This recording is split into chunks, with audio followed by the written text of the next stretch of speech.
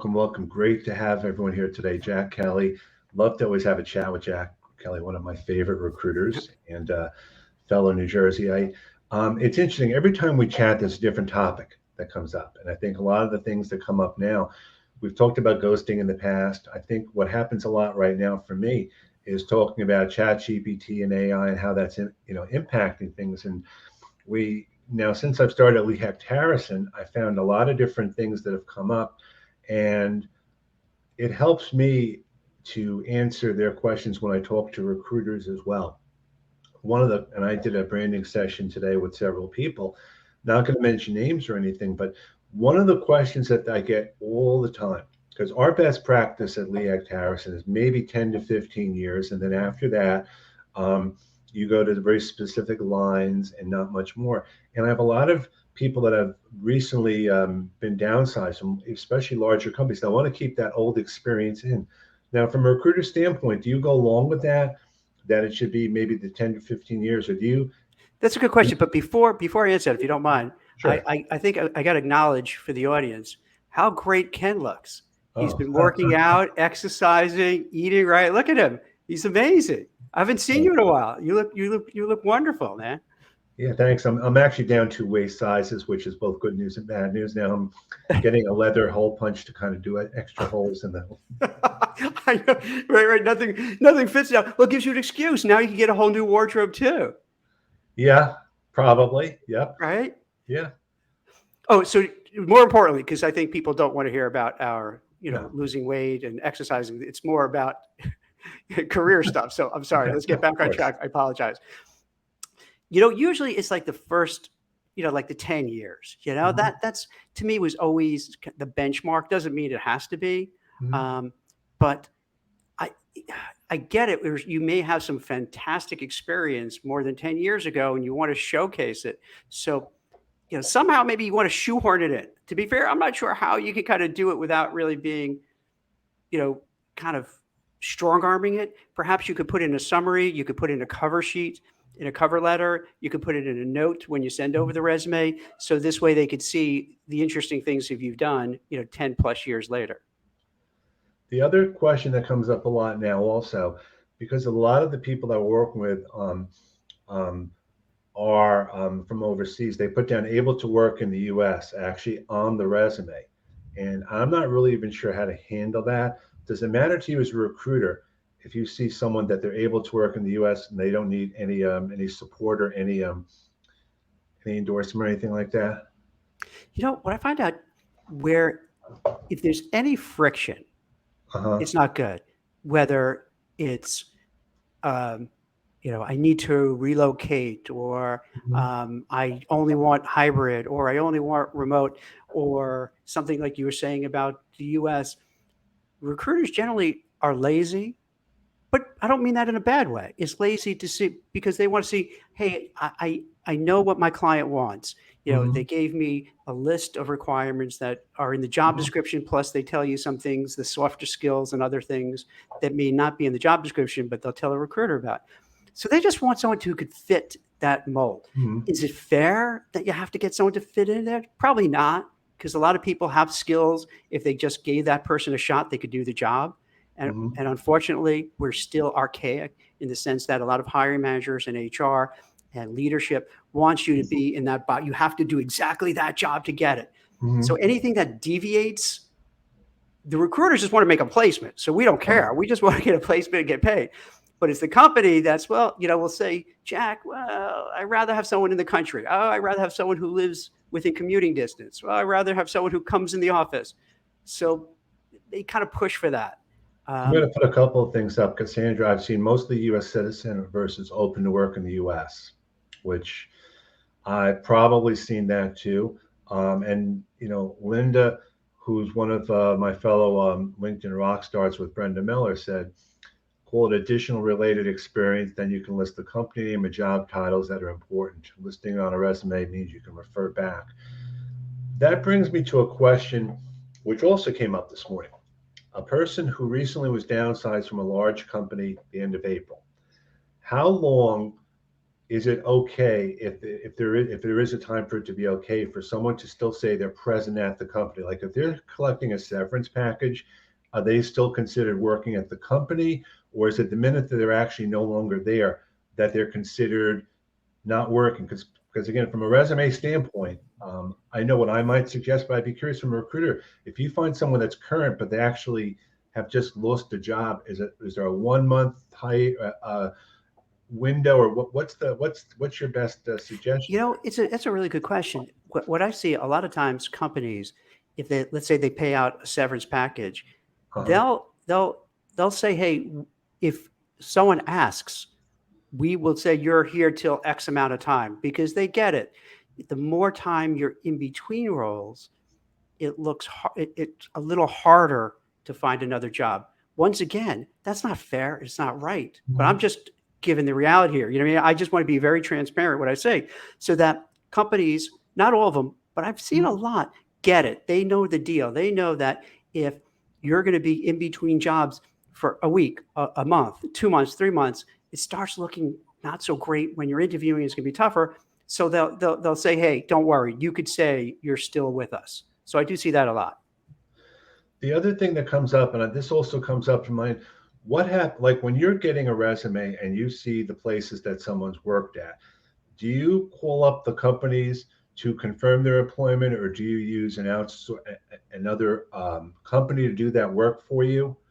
Or how does that normally work? Usually, the companies I recruit for, they're looking for us to find the person, to Uh-huh. have the interview in person or over Zoom, to really spec them out, do some homework.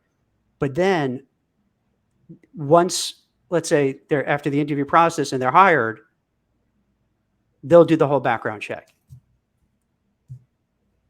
The other question that comes up a lot, and again, some of this, because a lot of the people I'm working with, this is the first time in a while that they're looking for a job. So they're not really sure. And I've tried to stop people from saying you don't want to share your references right off the bat. If they ask for references right off the bat, that should be a red flag, and you should hold off on that.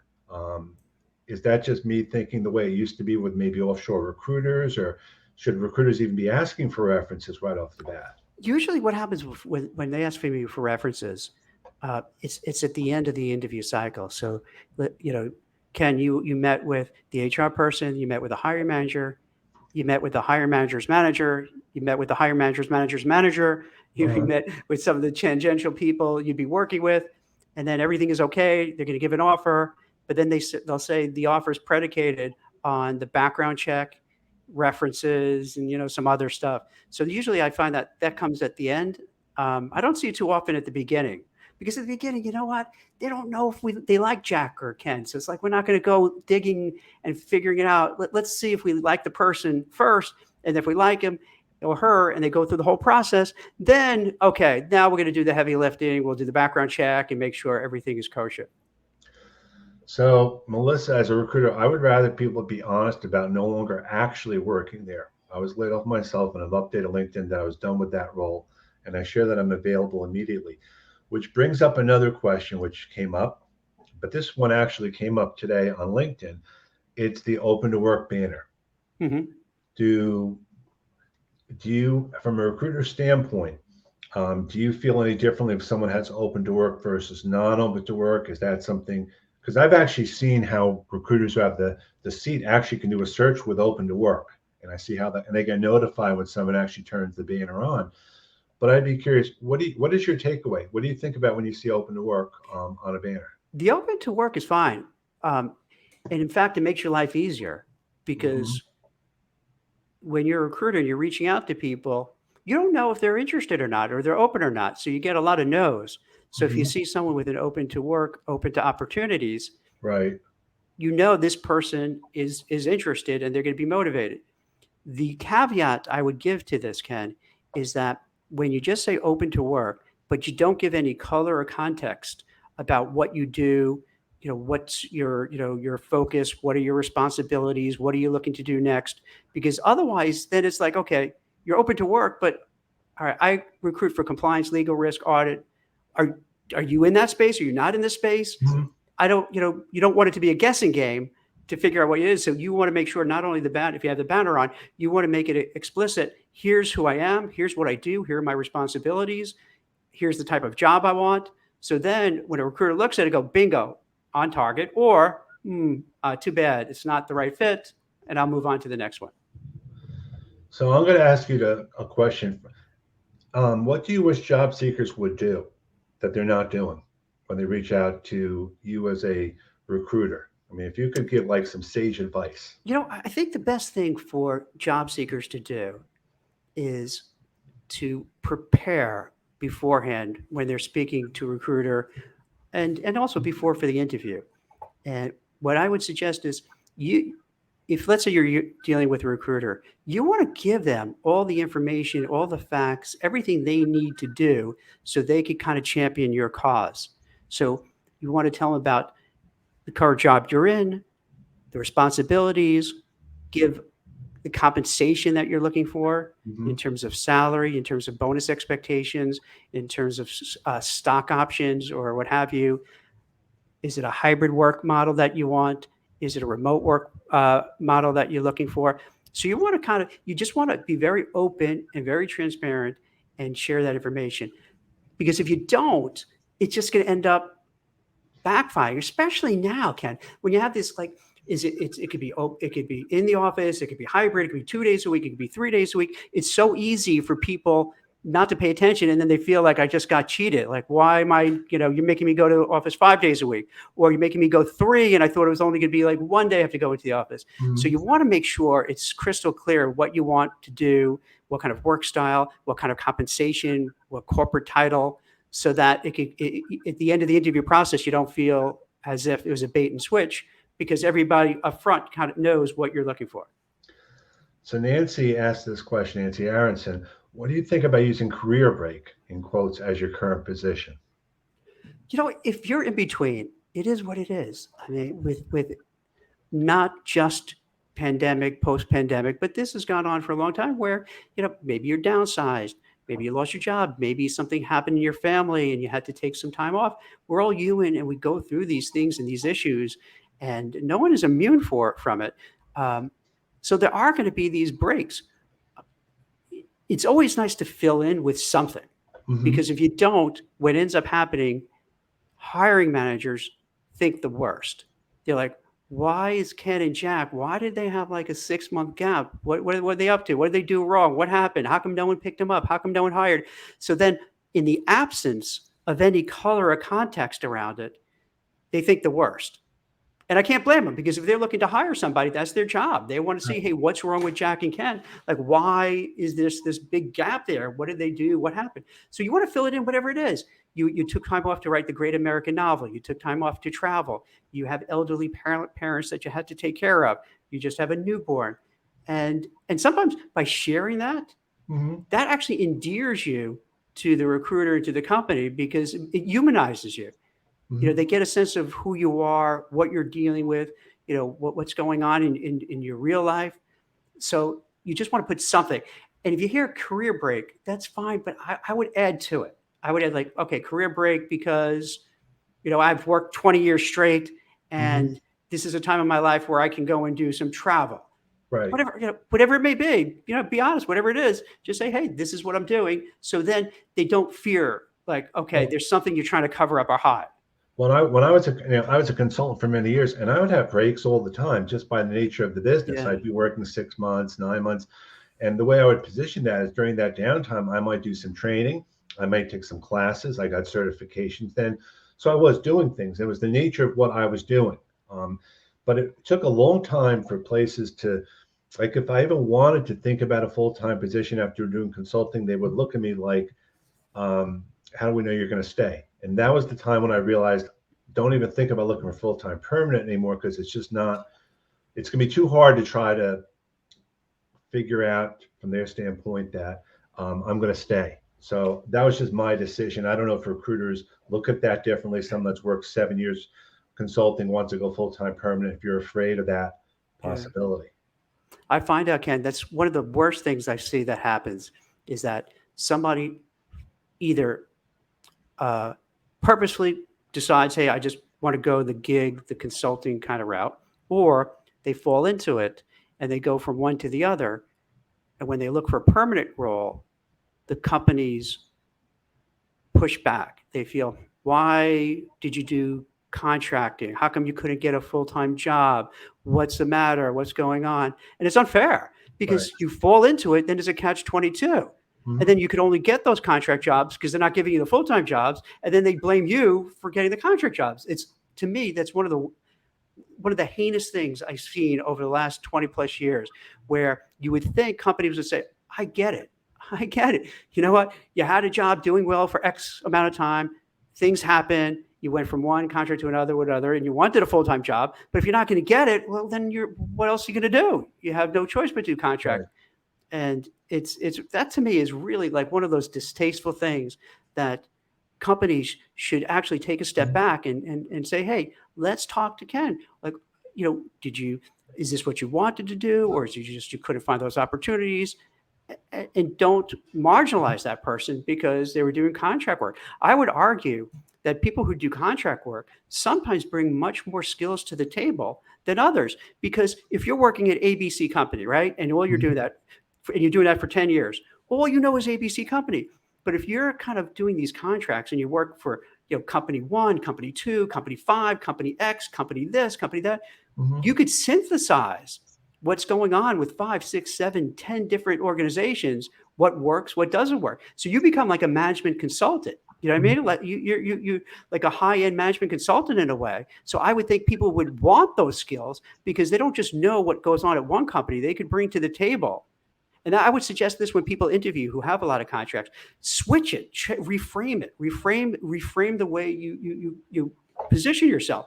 That basically as like a management consultant, not even a consultant, as a management consultant, I'll go into these organizations, learn a lot, understand how they work, understand what works, what doesn't work, what needs fixing, how to fix it. And then by doing this again and again, I really got a great, well-rounding understanding how these companies operate and how I could help. So this way you position yourself in a different way, and maybe you can kind of get out of that, vertex. What I did is I was as a consultant in so many different fields, and I learned so much about each of the different fields, and that helped me out a lot because the last position I had would have been full-time permanent, probably if not for the pandemic, like everyone else. But that was a position which 7 or 8 years before I would have had no business ever getting into, because I had zero experience or very little experience in the field. But when they interviewed me, they saw all the different skills that I had, and they thought, here's a person that could take all those different skills and figure out our systems. And that Right? happened. It makes sense, doesn't it? It's when you think of it that way, it's so logical. Like you're going to get somebody who brings a lot to the table.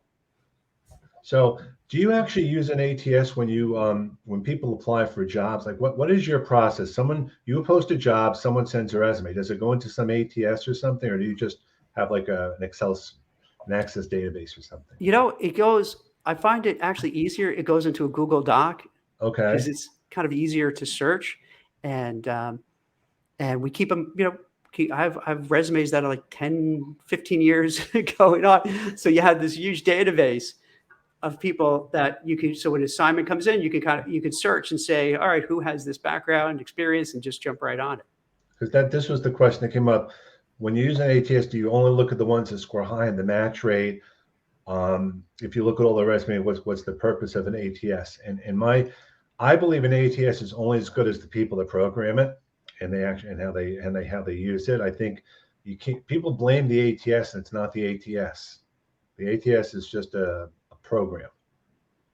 Yeah, it's you also have to. From what I hear from a lot of people, they'll just look at the new resumes coming in and kind of forget all the ones that are in the ATS or in the database. It makes sense to go through it on a regular basis to just make sure who we have, who's there. And sometimes you're surprised, like, oh my gosh, I forgot all about this person. This person would be great for this job that's coming in. So another question that I come across with people is, how often do I follow up? And you apply for a job, you follow up maybe in a week or so. But is there a best practice? Like from the time that you post a job, someone's going to then send a resume to you. Realistically, do you think you might have some idea within a week or so as to what's going to happen, or or might it be in a day, or is there no one specific answer? Ken, it's such a source of frustration for job seekers Hmm. and recruiters alike, where it used to be, I don't want to be one of these guys, back in my day, this is what happened. But back in my day, when I started recruiting, it was so different. Let's say I would submit a candidate and they would give feedback on the candidate. They would say, okay, Ken did well in this, he did well in that. Jack, I would say you got to coach him on doing, this thing to do a little better. And then they would say, hey, you're going to be meeting Jane and Sue next. Here's what you need to know about Jane and Sue. They're, you know, uh, they like baseball, they like basketball, they do this, and you get this color. So that it would make it so much better for the job seeker because then you could kind of pass it along, and they Hmm. get a good sense of who they're going to be with, what they needed to work on. Now it's like you don't get that anymore. You don't get that feedback. You don't get that hand holding. You don't get that color. You don't have that give and take a lot. So you're in the dark. So the thing I could suggest for people, and it's uncomfortable to do, but you got to be a little pushy and make sure that you're being heard. Because if you're not being pushy, uh, it's a sad commentary on what goes on. You just get ghosted. You just get forget about. That you get lost in the shuffle. Now, not all the time, but it happens Right. enough that you have to find a way to, I would say, politely be persistent. No one wants to be, even if you're in the right, Hmm. no one wants to be the one kind of nagging somebody because it's going to turn them off. So you want to find ways to just be very polite and follow up. Should it have to be this way? No, but it is what it is. So you would want to just get in front of them so they don't forget about you. And if they're not interested, at least they can let you know so you don't invest all that emotion and time into it and you can move on to something else. What I also, I did a full circle on the whole idea of ghosting for a long time. I used to think it was all job seekers, job seekers, job seekers were all being ghosted, but recruiters are being ghosted too. And I don't think enough people realize that you guys, as recruiters, are caught in the middle sometimes between trying to get feedback from the company about a job spec and then changes and things. And you're caught in the middle between what job seekers are thinking and waiting for, and you're trying to get the feedback from the hiring managers. Am I correct? 100%. Because what happens is this, you know, as recruiters, you're not making the final call who's going to get hired or not. What you're doing is you're going to bring in a slate of candidates who you feel are going to be the best, who go through the interview process, and then it's the company's going to decide who they want. And oftentimes you don't get that feedback. So then the job seeker candidate is like, Jack, what's going on? I'm like, I don't know. And it's hard and it's terrible when you have to tell someone I don't know, because then you look like a big loser. Because like, well, you should know, that's your job. And I know that's my job and I should know, but I'm not getting it. And when you send email after email, just like a candidate would do, Right. email, call, text, whatever, you don't get back. It's like, all right, maybe I'm supposed to take the message or not. I don't know. Are you trying to blow us off? And that's a big problem in the job search space, because then what happens is that the candidates understandably get very upset, and I can't Mhm. blame them because they're putting their time and effort into it and their emotions into it. It's only respectful to hear. But then the recruiters, if they're not getting it, they don't know what to do, so they're caught in the middle, so they look like jerks. So that kind of sucks. So it becomes this really bad situation. And then the company looks bad because the person who is going through the interview process and gets overlooked, they're just going to kind of tell their family, friends, wow, don't ever go to XYZ company. They're terrible. They don't get back. They don't listen to us. They ignore us. They make us spin our wheels. They make us come in, do a project, do a this, do a that. Then I never hear back. And then gives them a bad reputation. So it is one of these things that's easy to do. You just send an email, send a note. Right. Hey, Jack, I'm not sure who we're going with. Just be honest. Say like, hey, we don't know yet. We're Right. not sure. Okay, all right. I'd rather you tell us like with an answer, but even if you're not sure, by saying that, I respect that at least you're keeping us abreast of what's happening. So kind of as a follow-up on before, Melissa added seeking new opportunities as her current role so she won't be missed in recruiter searches. So what is your thought actually having the current role seeking new opportunities? Wait, so having a current role but looking at new opportunities? The role would be the current role instead of working for company A, the role would be seeking new opportunities. So, Yeah. so she's interested in saying, "Hey, I'm at a company, but I want to find something No, else." I'm done at Microsoft. So starting today, May 2023, the company I'm working at is the title is Seeking New Opportunities, period. And then you have underneath that, you have maybe bullet points as to what you're seeking an opportunity for. I mean, I'm just, I think I am understanding that. In other words, LinkedIn kind of penalizes you if you don't have a current job. Oh, I got you. So would you? All right. So So it's that you like have if to you just want to put have something something current, on there. whether Right. it's Right. volunteering or something, you Yeah. have to have something current because unless that's changed with LinkedIn, that's not an issue anymore. I mean, that may not be the case. But that would make sense. Yeah. Seeking new opportunities, doing X, Y, and Z. Sure. So I think for me, the biggest challenge I have is trying to stay up on top of all the technology and things because, everything it changes. I mean, Yes. once upon a time, interviews were in person. Then everything was on Zoom, and you were doing video interviews, and now it's other things. And I think the hardest thing for me is reading about all the times that people go three and four interviews, interviews with multiple people. I mean, how many times do you think is enough for a company to be able to make a decision? I mean, is it kind of like a CYA sort of thing where they keep having these panels because Yeah. they want to make sure they don't screw it up? Oh, Ken. Oh my God. Dude, it's crazy. Seriously, if you have like a mid-level, let's say a mid-level white collar professional, easy to go 3 to 6 to 10 interviews over like 6 months. It's nuts. Oh my God. It's like torture for the candidates. It's torture for everybody involved. And I think what happens is this. They everybody is scared to make a decision because if they make the wrong decision and they hire Jack Kelly and Jack Kelly's a big loser, then whoever's the person said, "Hey, Jack Kelly," they're going to be like, "Wow, you suck. We can't trust your judgment. We're not going to let you hire anymore." So that no one wants that. Everybody.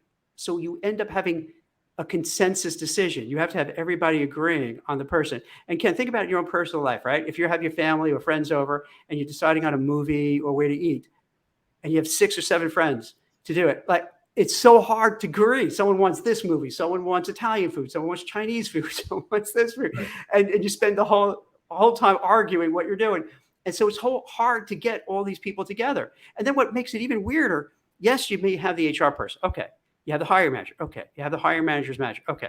But then you get people who you're working with in different groups, in different areas, who don't care less. So they're dragged in and they don't really care that much. They're like, we want Jack to come in and see because you're going to interact with Jack. So we want him to know you.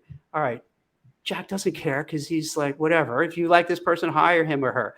So, and then you always get that one person who's like, nah, I'm not crazy about the person. And that person is so like tangential to the process, but because everyone's scared, they're like, oh, okay, we can't go because, Joe isn't really crazy about the person. So let's keep looking. And it just goes on and on and I on. I was thrown into so many of those types of things when I was brought into an interview, and I had not seen the resume until like 10 minutes before, and I was told to ask questions, and I'm like, what am I asking questions about? What have you done before? And it became more of a conversation about just things in general. But then it's after, what did you think of the person? I mean, but what most people don't realize is this goes on more than you think on the other side. They don't. I mean, I had a busy enough day as it was without having to go for multiple interviews with people that were transcendental to me. But again, it was like we would have a meeting to discuss the candidates, and then we'd have another. It's like by the time we hired someone, we didn't need the same work anymore. So It's such a colossal time waste where, then as you kind of alluded to, you change the game midway. So they'll be, yeah. you know what, Jack? We like the 20 people you sent over. Can you send us another batch? I swear they'll say, can you send us another batch? Literally, like, okay, they're like people are on the shelves. I'm going to pull them off the shelves and then put them in the supermarket basket and bring them over to you. But it doesn't work. What doesn't? Well, the other thing would be, you know, why do we need someone to do this? We have someone that can do it already. I didn't know that.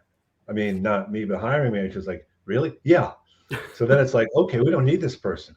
But then why did you go through the steps of putting up the job spec and doing this? And the recruiters would get very frustrated with this because again, they're like, why did I go through all this wasted time? Okay, because add this to it too. So then what happens? Then they're like, you know what? Maybe can you try somebody with less years experience, which is code word for we don't want to pay as much. We want to get someone cheaper. So can you try Right. that?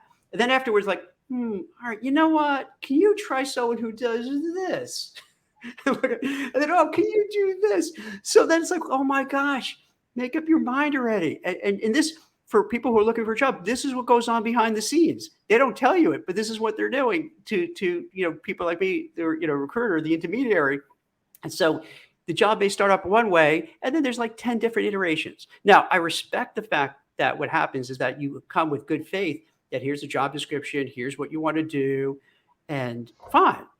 But if you're going to keep changing it, I think you owe a duty to the job seeker to say, hey, I know that you applied to a job with a certain job rec, but we are thinking of changing and making some adjustments. So you may not hear from us for a while as we change it.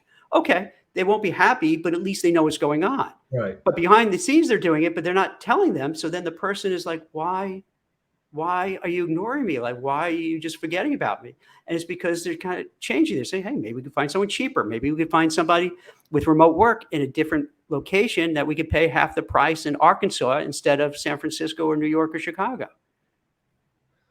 So Joey asked the question, how would you describe the best candidate that you could work with? I think the best candidate is somebody who has, and this is selfish, this is somebody who has the right background, the right skills, the right education, the right credentials, who fit the job, whose compensation requirements are aligned with what they're paying, has interpersonal skills, social skills, communication skills. That's when you see someone like that, you're like, oh, yes, this is perfect. Because then it makes life so much easier because they have the background, they have the experience, they have, let's say, the securities licenses needed or certifications. Plus, they're good at communicating because you could have people, Ken, who are fantastic rock stars, brilliant at what they do, amazing. Everyone will say Ken's the best at this. But if they can't explain who they are in a concise manner, if they can't tell them, hey, here's who I am, here's what I do, here's what I bring to the table, here's why you should hire me. If they can't do that, even someone who's the best for the job probably won't get it compared to the one who could really sell themselves. I think one of the things that I try to talk to job seekers about is you can talk about transferable skills to a point. Not every skill is transferable from one industry to the other in the same way. And it's not enough to say that you can take those soft skills because you're not going to just be able to wake up one day and work for some companies just because you have some of the soft skills. And that's a hard, nuanced thing to try to get across. Just because you have not all skills are relatable from one industry to the other, no matter how hard you try and how hard you position yourself. Would you agree? 100%. So many times that right now I hear, whether it's on LinkedIn or other platforms, they'll talk about skills, and skills. Meanwhile, they're all saying skills, but then when you interview, like, well, we really want you to have this type of job. It doesn't matter that you have good communication skills. It doesn't matter if you soft skills, empathetic skills. No, we want you to have the exact criteria. Unless we're not going to pull the trigger and hire you unless you have the exact things. So you can keep talking about skills till the cows come home, but if in reality, it always kind of falls back to here's what we want, and we want you to have all those stuff and more. Definitely. And as Sandra says, really need to be able to sell yourself. And I think Yes. job seekers they don't do a good job selling themselves. I can't tell you how many times I talk to job seekers and they're so I don't want to say afraid to say things, but they just don't know how to position themselves, and they're their own worst enemies. Absolutely. I agree completely. Because it's not easy, it's something you got to work out. Like I would suggest to people, what you need to do is have an elevator pitch, which is kind of, if you're not familiar with it, it's 30 seconds, 40 seconds, maybe a minute where you could concisely say, here's what I do, here's my responsibilities, here's what I'm looking to do, and so forth, so that whoever you speak with, they get it right away. And you also want to say it when you're talking in an interview. You want to be upbeat. You want to be enthusiastic. You want to be positive, because nobody wants to hear somebody who's like, woe is me. Oh, my boss said this and my coworkers did that. Now, it could all be true, and Right. it's all important, but no one wants to hear your baggage. They don't care. It's just like when I go, when I speak to my wife and family about like work, they don't care less. They don't want to hear it. They just want me to be there and whatever. They don't want to hear me just, be like, well, oh, what about this? This happened, that happened. No one cares. So when you interview, they don't care. They want somebody who's going to come in there who they feel is going to have some charisma, who is going to be likable, who they feel, hey, we could go out for beers after work together. We had the same, we could feel comfortable with each other. That kind of vibe. Now, I'm not saying it's right or wrong to have it, but that's what that works a lot. If you come across likable, if you come across charismatic, if you could have, come across upbeat, positive, motivated, you'll beat out people who have better skills than you and better experience and better schooling, because when they weigh it, they go like, who would I rather work with every day? Mhm. The person who I kind of like and get along with and we can have fun, or someone who's really super smart, but just a pain in the ass and is irritable and cranky and complaining and just miserable. Right. It's The other thing I would say is, and Marty Latman talks about this with elevator pitches, you want to be able to have multiple elevator pitches. When you're yes, talking with family and friends, they're not going to know all the jargon. You need to be able to tell them in a very general way what you do. And when I look at resumes, if you're a tech person applying for a tech job, sure. But at the same time, you want to be able to get your brand or your message across so they know how they can best help and support you. If I try to explain what I'm doing, and I've tried with my wife, she doesn't totally understand it, nor should she have to, but right. she knows enough to be able to say to her friends, this is what I do, which is really the way you have to position it as well. Marty's right, because I would say this: when you're interviewing 3, 4, 5, 6 with 4, 5, 6 people, you're going to have to switch gears, because the way you interview with an HR person is going to be different the way you're going to interview with the hiring manager, which is different than maybe somebody who's in a division that you're going to work with. So you have to have a different kind of relationship. So each pitch, you want to subtly, you can have a core pitch of who you are, what you do, but each one you want to tweak it a little bit, because you got to know your audience. So again, this is, I'm going to look at the last part of this question here. In terms of using LinkedIn to navigate the job search process, I don't know if you apply for if you post jobs on LinkedIn or not, but if someone has a job that they're posting on LinkedIn, yes, you want to apply for the job on LinkedIn, but what else would you suggest they do to kind of increase their abilities to perhaps, get an interview?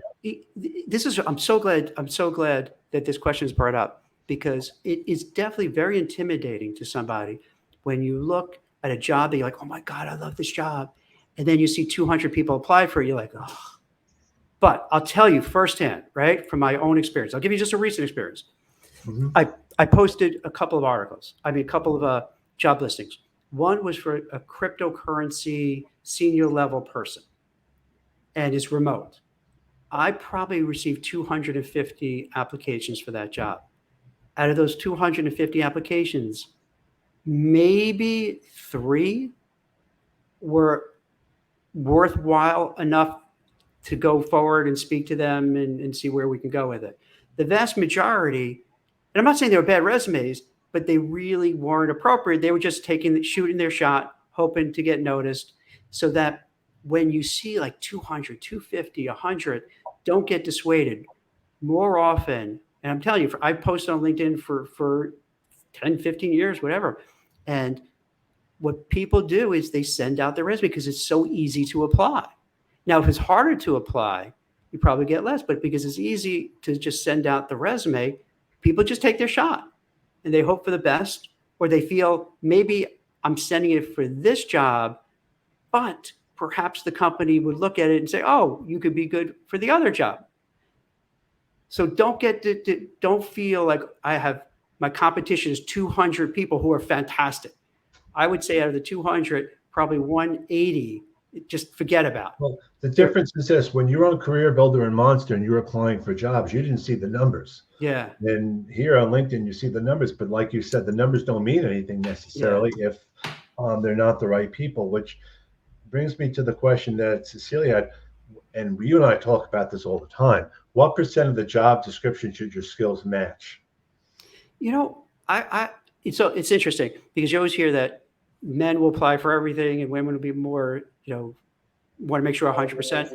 I think you just got to use your judgment. If you feel that on a whole that you could do this, that you could do this job, or you feel you could do it, but you may need some help, go for it. If like you have really no skills at all, you're just taking a flyer. It might not be worth your while to do it. But if you feel enough confidence that, hey, I think I could do this. I think I have the background, the skills, the education, all that kind of good stuff. Yeah, go for it. Go for it. But I would try this too. And I think the second part of your question, one of the best ways to do this is to kind of cut in line. And what I mean by cutting in line is if you could find somebody in your network who works at the company and have them put in a good word to whoever's running the search, that is awesome.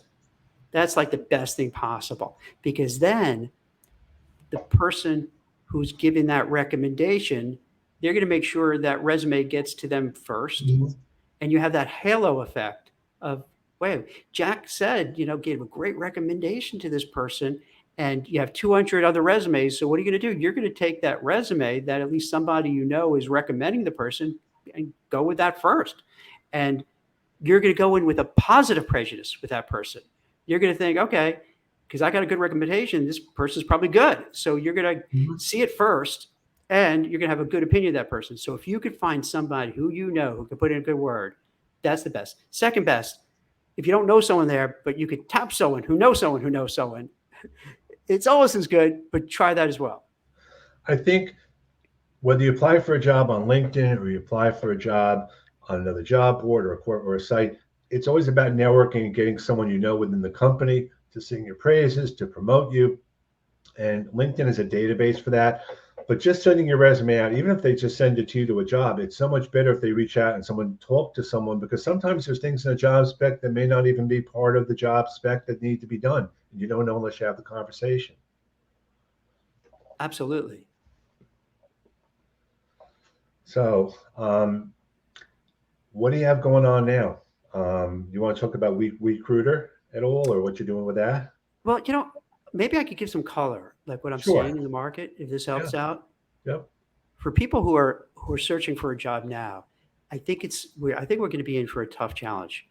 And in addition to recruiting, I write for Forbes, so I follow what's happening, in the economy. I follow what's happening in the labor force and all that, and I write about it on pretty much every day.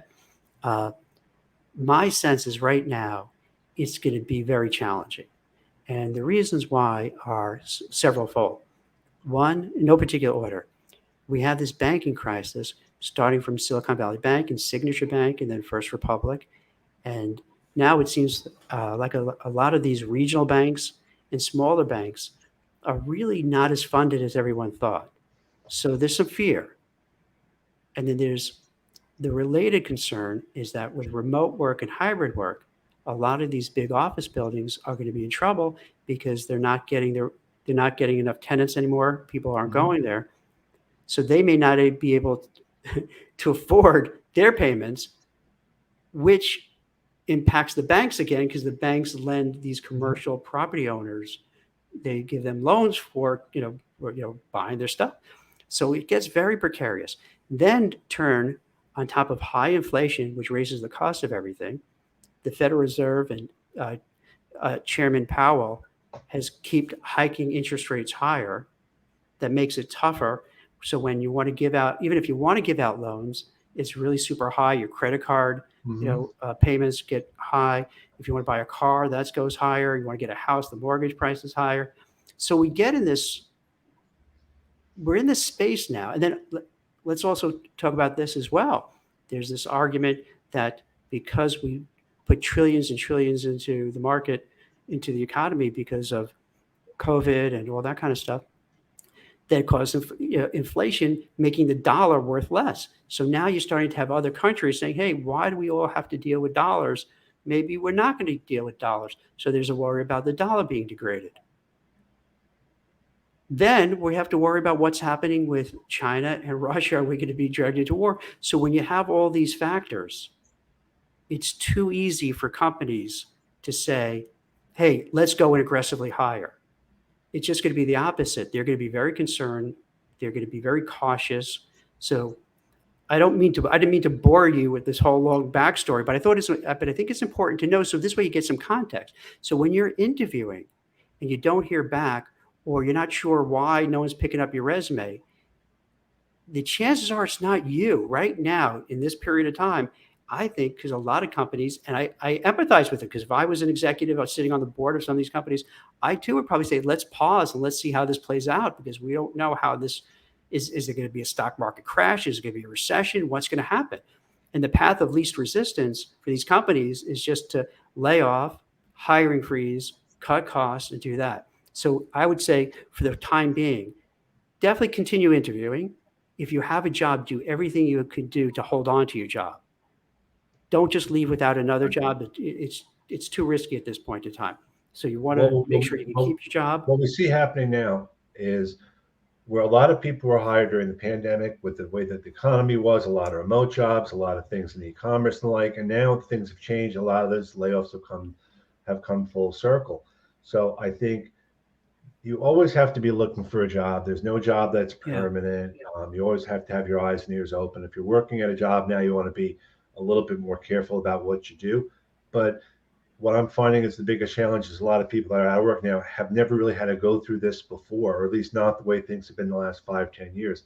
So I think it's just as important to have the emotional support. And I really am really happy that we had a chance to chat today. It's so important for people to know that they have advocates like you out there that can at least, give them some guidance along the way. Yeah, it's not pleasant to say, like, to give a laundry list of negativity, because I'm a positive guy, Right. but at the same time, Right. I respect people and empathize with them. So this way, when they go through this process, they don't think, oh, it's me. Like, what did I do wrong? Is there a black cloud over my head? Did someone badmouth me? Is someone sabotaging my career? It's just we're in a tough time. Then to add on to it, historically, once you get into the summer, that's one of the slowest times anyway, because everyone's taking vacations. So it just, again, makes it too easy for companies to drag their feet. So don't get frustrated. Don't let it get to you. I know it'd be a little harder now, but people are still getting jobs. Like the most recent job report was pretty good. So people are still getting jobs and getting opportunities. It just might be a little tougher. So if it is this way, don't take it personally. Don't think it's just you. It's this kind of weird environment we're in. Well, I want to thank you, Jack, very much for the conversation today. Looking forward to being back in the swing of things after being away for last week in Nashville and Memphis. I've been saying you all a lot, and I have to probably change that a little bit. But thanks a lot, everyone, for attending. If you missed the event, you can watch it on YouTube. Have a great day, everyone. Jack, stay safe. And Thank you. Thanks, Ken. Thanks for having me on.